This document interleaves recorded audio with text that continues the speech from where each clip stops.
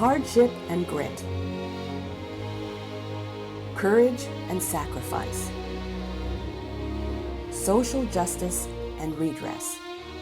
All persons of Japanese descent were required to... The Japanese experience in America resonates across cultural lines because it is as unique as it is universal. At once triumphant, for here we admit a wrong, and cautionary. Never was a nation so well served by people so ill served. Historic, yet current. By framing the Japanese-American experience in the broader context of creating a more just and better world, we have emerged as a national institution. And we are at the Japanese-American National Museum here in downtown Los Angeles. When I listen to National Public Radio in the morning, the next event that they're hosting will be at a JANM facility. That to me is really, really exciting. It took this institution's mission and its exhibits for this Yonsei to learn those stories of just 1 or 2 generations ago. I will fight for the same principles that you did. I will fight against the enemies, the elements of racism, and I will fight under the emblem, the banner that you established.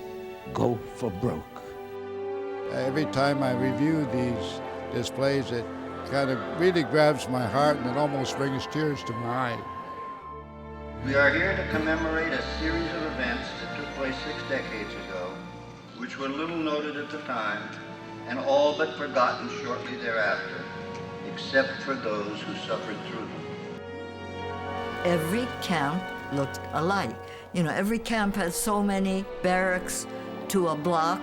Every block had its, where you wash and when you eat.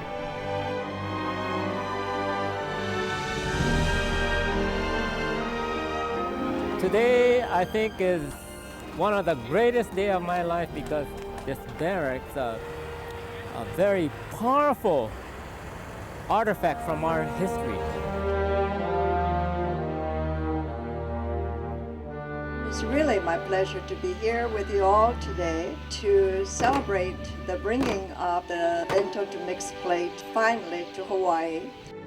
With traveling exhibitions, we have reached across boundary and border, culture and race to become an institution without walls.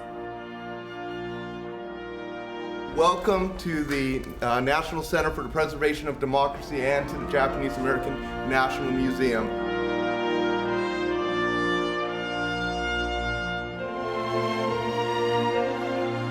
That's the story I'm going to tell you about, is what happened to Japanese Americans in 1941 and 1942, but also how 40 years later we fought for redress and an apology for an egregious violation of the Constitution.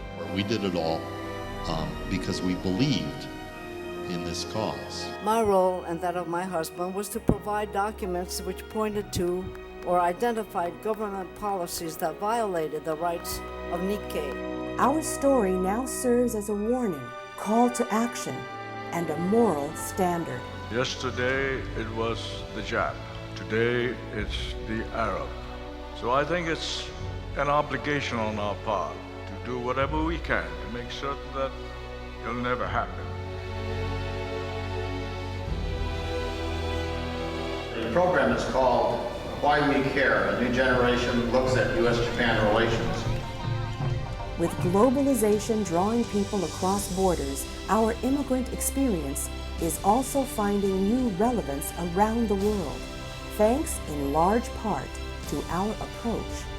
Everyday perspectives that capture our rich, complex, and layered history, we are garnering international acclaim as a resource for understanding diversity.